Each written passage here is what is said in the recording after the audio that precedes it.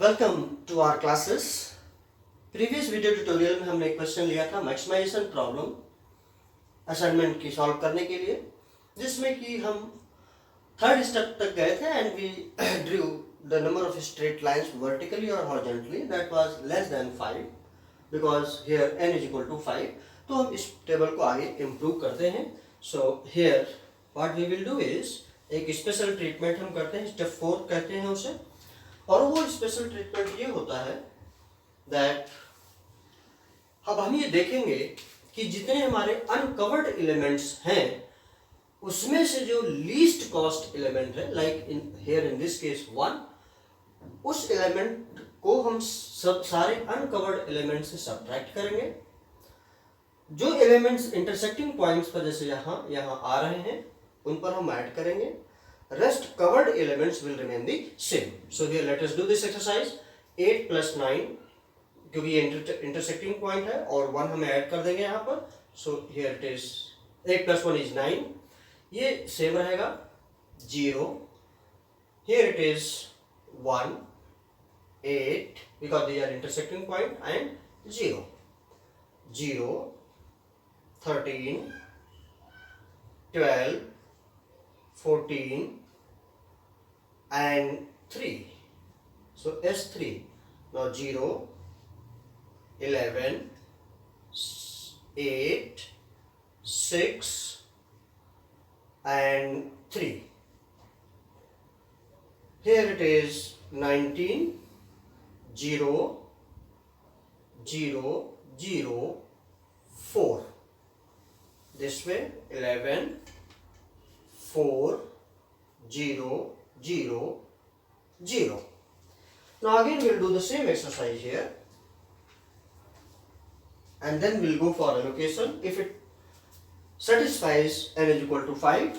So here maximum number of zeros here 3, this row 3.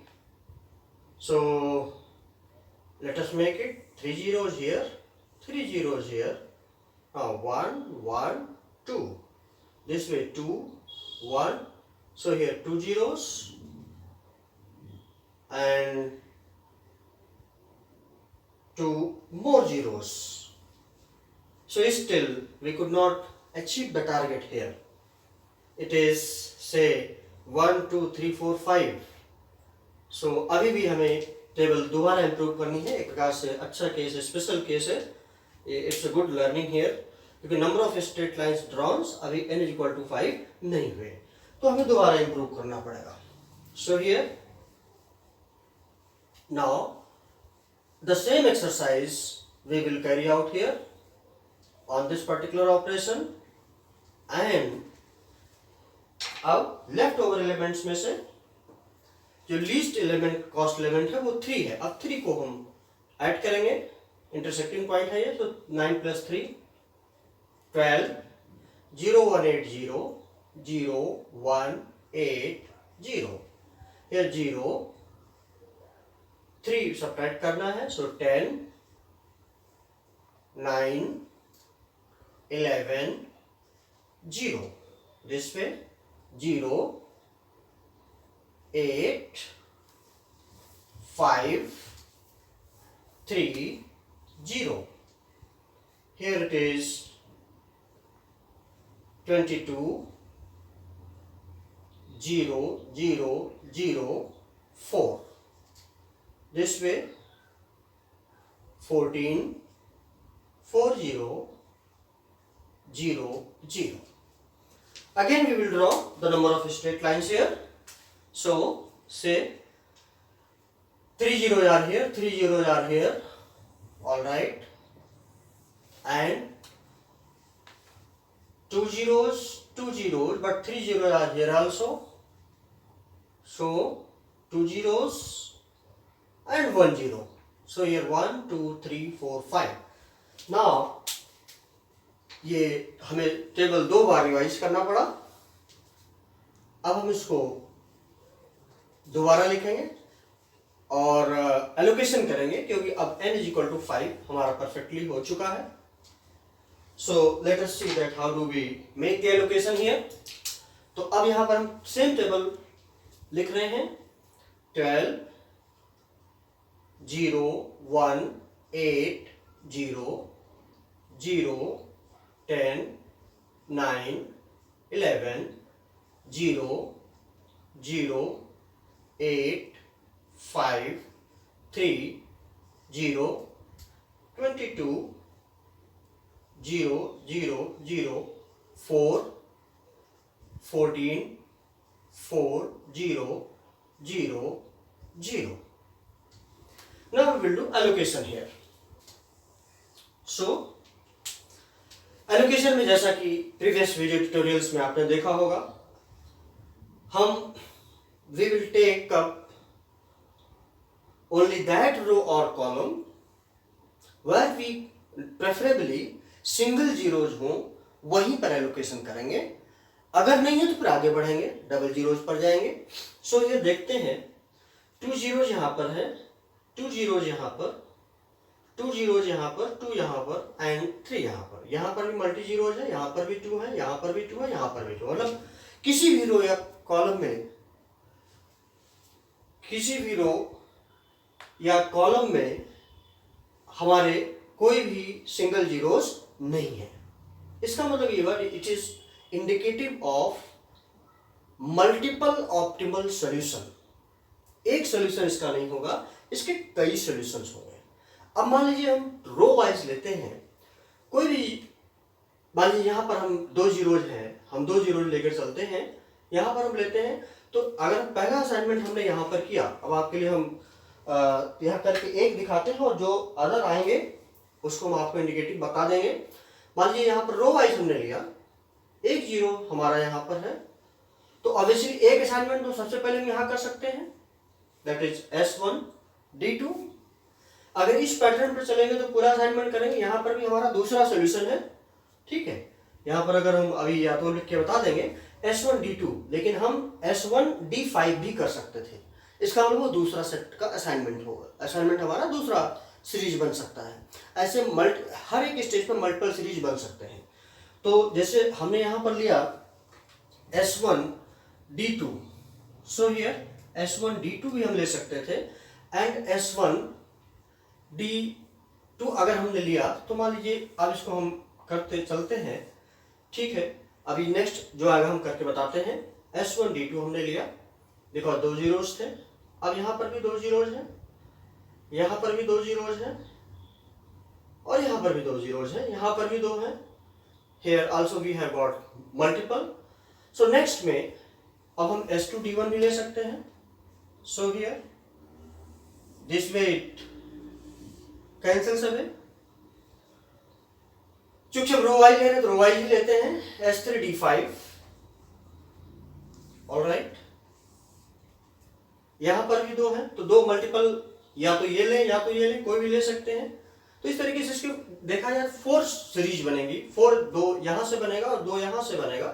4 solutions इसके बनेंगे, because it is a multiple solution case. So here that's how we could allocate. So one series is S1 D2, S2 D1, here S2 D1, S2 D1, S3 D5, S4 D4, S5 D3. अब हमें एक दूसरा solution इसका बन जाएगा. S1 से मान लीजिए D2 ही हमने लिया, सो द नेक्स्ट सोल्यूशन में भी S1 D2, S2 D1, S3 D5, S4 D3. यहां से हम सारे पॉसिबल सॉल्यूशंस यहाँ पर हम नोट कर रखे, वो आपके लिए हम लिख देते हैं. S5 D4. Next we can have S1 D2, S2 D5. Then we have S3 D1. यहां से हम ले रहे हैं S4D4 and S5D3. Next series we have S1D2, S2D1, S3D5, S4D4, S3D5, S5D3. Now you see, these are the 4 possible solutions that we have got. I have checked it for each of the solution. Luckily, the value is just the same. We can check it taking any solution here. Say here, अब हम एक कोई series लेते हैं, देखते हैं कितनी value आती है. हमने चेक किया हुआ है, वही वैल्यू आती है. मान लीजिए फर्स्ट सीरीज से हम लेते हैं, and rest I will leave it on to you to check if you get the same value. S1D2, now you see here, S1D2 that is 46 plus S2D1 that is 48 plus S3D5 that is 45 plus S4D4 is 44 plus S5D3 is 48. So 6 8 से 14 5 19 9 13 23 8 3 11 31 1 3 4 7 4 11 4 1 5 15 4 23. So 23 units or 23 is the maximum value that in this arrangement one can get. आप check करिए, for the rest of the series also you will get the same value. So here we can say that it has multiple optimum solution. So friends, हमने आपको बहुत अच्छे तरीके से 2 parts में assignment problem maximisation कैसे solve किया जाता है, ये आपको बहुत ही इजी स्टेप्स में बता दिया है. सर्टेन कैलकुलेशन यहाँ पर इन्वॉल्व है, but I hope that you have learned it and you have enjoyed it. अगर आपने लाइक किया है, आपको अच्छा लगा हो, प्लीज़ लाइक करिए, कमेंट करिए, सब्सक्राइब करिए. Thank you very much. Thank you for watching. Have a nice time.